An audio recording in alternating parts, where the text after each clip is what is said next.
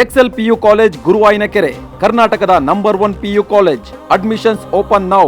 ಇಂದು ಮಹತ್ವದ ರಾಜ್ಯ ಬಿಜೆಪಿ ಕಾರ್ಯಕಾರಿಣಿ ಸಭೆ ನಿಗದಿಯಾಗಿದೆ. ಬೆಂಗಳೂರಿನ ಅರಮನೆ ಮೈದಾನದ ಗಾಯತ್ರಿ ಗ್ರ್ಯಾಂಡ್ ನಲ್ಲಿ ಸಭೆ ನಿಗದಿಯಾಗಿದೆ. ಮಹತ್ವದ ರಾಜ್ಯ ಬಿಜೆಪಿ ಕಾರ್ಯಕಾರಿಣಿ ಸಭೆ ಇವತ್ತು ಬೆಂಗಳೂರಿನ ಅರಮನೆ ಮೈದಾನದಲ್ಲಿ ಸಭೆ ನಿಗದಿಯಾಗಿದೆ. ಕೇಂದ್ರ ಸಚಿವ ಗಜೇಂದ್ರ ಸಿಂಗ್ ಶೇಖಾವತ್ ಧ್ವಜಾರೋಹಣ ಮಾಡುವ ಮೂಲಕ ರಾಜ್ಯ ಕಾರ್ಯಕಾರಿಣಿಗೆ ಚಾಲನೆಯನ್ನು ನೀಡ್ತಾರೆ, ಉದ್ಘಾಟನೆಯನ್ನು ಮಾಡ್ತಾರೆ. ಬೆಳಗ್ಗೆ 10 ಗಂಟೆಗೆ ಆರಂಭ ಆಗುತ್ತೆ ಕಾರ್ಯಕಾರಿಣಿ ಸಭೆ. ಒಂದು ದಿನದ ಸಭೆಯಲ್ಲಿ ಸರ್ಕಾರದ ವೈಫಲ್ಯಗಳ ಕುರಿತು ನಿರ್ಣಯವನ್ನ ಕೈಗೊಳ್ಳಲಾಗುತ್ತೆ. ನಿರ್ಣಯದ ಬಗ್ಗೆ, ಹೋರಾಟದ ರೂಪುರೇಷೆ ಬಗ್ಗೆ ಕೂಡ ಚರ್ಚೆ ಆಗುವಂಥದ್ದಿದೆ. ಸರ್ಕಾರದ ವಿರುದ್ಧ ಗುಡುಗೋಕೆ ಬಿಜೆಪಿ ನಾಯಕರು ನಿರ್ಧಾರವನ್ನ ಮಾಡಿದ್ದಾರೆ. ಒಂದು ದಿನದ ರಾಜ್ಯ ಕಾರ್ಯಕಾರಿಣಿ ಆಗಿರೋದ್ರಿಂದ ಇವತ್ತು ಬೆಳಗ್ಗೆ ಉದ್ಘಾಟನೆ, ಸಂಜೆ ಸಮಾರಂಭ. ಸಂಜೆ ಸಮಾರೋಪಕ್ಕೆ ಕೇಂದ್ರ ಸಚಿವ ಪ್ರಹ್ಲಾದ್ ಜೋಶಿ ಆಗಮಿಸ್ತಾರೆ.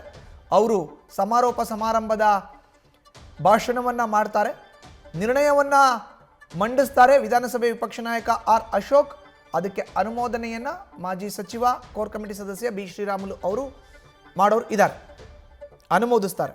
ಸೊ ಇದು ಒಟ್ಟಾರೆ ಇವತ್ತಿನ ರಾಜ್ಯ ಬಿಜೆಪಿ ಕಾರ್ಯಕಾರಿಣಿಯ ರೂಪುರೇಷೆ.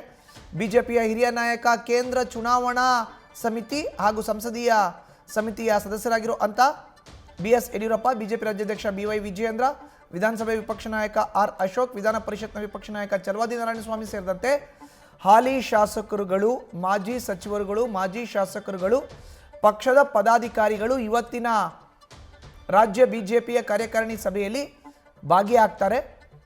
ಭಾಗಿಯಾಗಿ ಸರ್ಕಾರ ಕಳೆದ 2.25 ವರ್ಷಗಳಲ್ಲಿ ಕಾನೂನು ಸುವ್ಯವಸ್ಥೆ ಇರಬಹುದು, ಹಲವಾರು ಹಗರಣಗಳು, ಅದು ವಾಲ್ಮೀಕಿ ನಿಗಮದ ಹಣ ದುರುಪಯೋಗ, ಮೂಡ ಅಕ್ರಮ ಸೇರಿದಂತೆ ಅಬಕಾರಿ ಇಲಾಖೆಯಲ್ಲಿ ಆಗ್ತಾ ಇರುವಂಥ ಭ್ರಷ್ಟಾಚಾರ, ಇಷ್ಟು ಮಾತ್ರನೇ ಅಲ್ಲದೆ ರಾಜ್ಯದ ಕಾನೂನು ಸುವ್ಯವಸ್ಥೆ ಹಾಳಾಗಿರುವಂಥ ವಿಷಯಗಳನ್ನು ಮುಂದಿಟ್ಕೊಂಡು ರಾಜ್ಯದಲ್ಲಿ ಮುಖ್ಯಮಂತ್ರಿ ಮತ್ತು ಉಪಮುಖ್ಯಮಂತ್ರಿಗಳ ನಡುವೆ ಕುರ್ಚಿ ಕದನ, ಈ ಒಂದು ವಿಷಯವನ್ನು ಕೂಡ ಚರ್ಚೆ ಮಾಡ್ತಾ, ಪಂಚ ಗ್ಯಾರಂಟಿಗಳ ಘೋಷಣೆಯಿಂದಲೇ ಅಧಿಕಾರಕ್ಕೆ ಬಂದಿರುವಂಥ ಕಾಂಗ್ರೆಸ್ ಸರ್ಕಾರ ಒಂದೇ ಒಂದು ಅಭಿವೃದ್ಧಿಯನ್ನು ಮಾಡಿಲ್ಲ. ಕಳೆದ 2.25 ವರ್ಷದಲ್ಲಿ ಸರ್ಕಾರ ರಾಜ್ಯವನ್ನು 20 ವರ್ಷ ಹಿಂದಕ್ಕೆ ತೆಗೆದುಕೊಂಡು ಹೋಗಿದೆ ಅನ್ನೋ ವಿಷಯಗಳ ಬಗ್ಗೆ ಚರ್ಚೆಯನ್ನು ಮಾಡ್ತಾ ಸರ್ಕಾರದ ವಿರುದ್ಧ ನಿರ್ಣಯವನ್ನು ತೆಗೆದುಕೊಳ್ತಾರೆ ಇವತ್ತಿನ ರಾಜ್ಯ ಕಾರ್ಯಕಾರಿಣಿಯಲ್ಲಿ.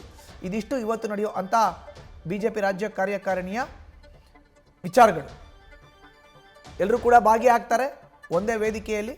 ಬೆಳಗ್ಗೆಯಿಂದ ಸಂಜೆ ತನಕ ಚರ್ಚೆಯನ್ನು ಮಾಡಿ ಸಂಜೆ ನಿರ್ಣಯವನ್ನು ಮಂಡಿಸಿ ಅದಕ್ಕೆ ಅನುಮೋದನೆಯನ್ನು ಪಡೆದುಕೊಂಡು ಆನಂತರ ಹೋರಾಟದ ರೂಪುರೇಷೆ ಹೇಗಿರಬೇಕು ಅನ್ನೋದನ್ನ ನಿರ್ಧಾರ ಮಾಡ್ತಾರೆ.